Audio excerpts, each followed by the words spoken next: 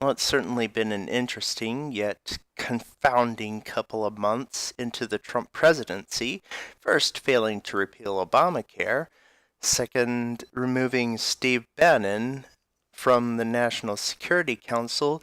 And third, launching cruise missiles into Syria. Let's take a closer look at these three events. Geez, these news sites don't know how to create websites without clustering and cluttering a bunch of junk in there. Let's get started with healthcare. So after the 60th time of trying to repeal Obamacare, the Republicans come up with a new plan that somehow will cover everybody and have pre-existing conditions covered without having everyone buy insurance. Let's take a gander here. Donald Trump tweets, Obamacare will explode and we will all get together and piece together a great healthcare plan for the people. Do not worry. Oh yeah, after you've tried to repeal this thing 60 times and not even coming up with a better plan that would pass the House and the Senate and get signed by the president. Let's watch this video and enjoy the fallout from this. The pressure, the arm twisting, the ultimatum, they have all fallen short. I will not sugarcoat this. This is a disappointing day for us. Look at that face. That's the face of one dopey moron who's lost all hope. Doing big things is hard. All of us, myself included, we will need time to reflect on how we got to this moment, what we could have done to do it better. House Speaker Paul Ryan deciding to pull the Republican Obamacare repeal and replacement plan, hours after traveling to the White House to tell President Trump directly he didn't. He's gonna have to explain to the God Emperor that he didn't get the votes and hope he doesn't get chewed up by a chainsword. Have the votes to pass it. And warning, one source said, that the loss on the House floor could be big. Obamacare is the law of the land. It's going to remain the law of the land until it's replaced. We did not have quite the votes to replace this law. And so, yeah, we're going to be living with Obamacare for the foreseeable future. A jarring realization less than 24 hours after the president himself made his final offer. Vote now or he's prepared to move on. I think we have to let Obamacare go its way for a little while, and we'll see how things go. I'd love to see it do well, but it can't. It can't. It's not a question of, gee, I hope it does well. I would love it to do well. I want great health care. Well, you sure have a way of showing it, as you were basically taking out the very thing that was keeping those benefits afloat.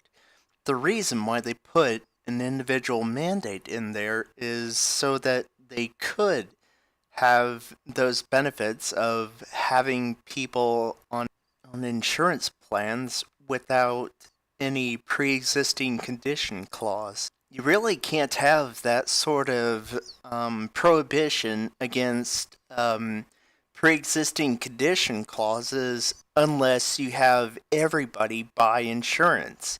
Otherwise, people are just going to buy insurance when they get sick and not have it until they get sick. So how is it going to go well if you take out the very thing that is keeping it running? For the people of this nation. But it can't do well.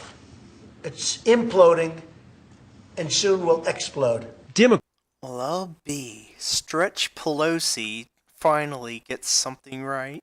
Whoopsie, now back to the drawing board, eh? Democrats taking a victory lap. Frankly, I thought they might have accomplished something in the first couple of months. I think the mistake really was they were so focused on embarrassing the Affordable Care Act rather than trying to improve it.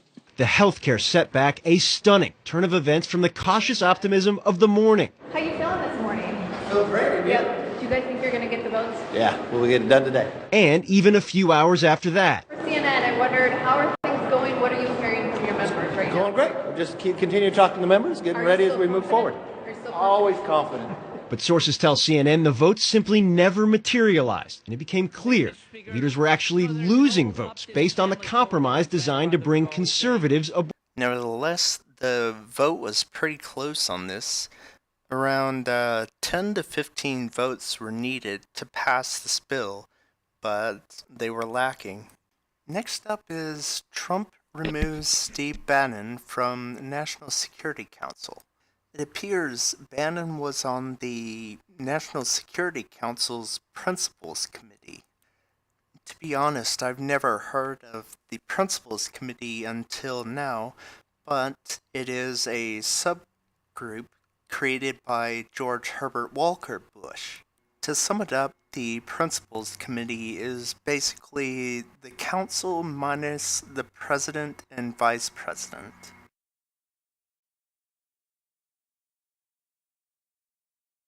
Now, according to PolitiFact, Trump removed the chairman of the Joint Chiefs of Staff and the director of national intelligence. Now, at first, I thought, wait, you're putting a Breitbart editor on the National Security Council? But then it turns out that Steve Bannon served 7 years in the Navy. Maybe Trump was trying to draw from Bannon's experience in the Navy? I'm not really one to weigh in on how much experience one gets being a junior officer. Sean Spicer saying, well, he was an officer, really doesn't cut it for the people who voted for Trump because they thought he wasn't going to attack Syria. Well, you were duped. As it turns out, a chemical weapons attack was all that was needed for Trump to do a complete 180 on what he promised during the campaign. This appears to have been a knee-jerk action, as many people didn't even know that it was Assad that launched these chemical attacks. And even Russia is questioning whether Assad used these chemical weapons or the rebels might have launched it.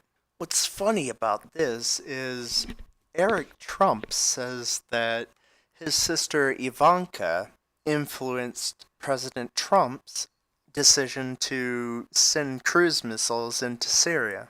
I'm not sure if that is true or not, but if Eric's claim is true, then we're seeing the consequences of the Don's sheer love for nepotism. The only good news I can find lately is the U.S. Strikes an ISIS outpost with an MOAB.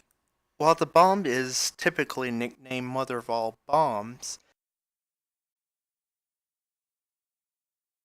it is really a massive ordnance air blast bomb, which is the most powerful non-nuclear ordnance that we have. It seems the death toll of such an attack was 90 people. I guess the thinking behind it was, since this was apparently a large compound that had been mined to the teeth and had these ISIS operatives, I guess the MOAB drop was justified on those grounds.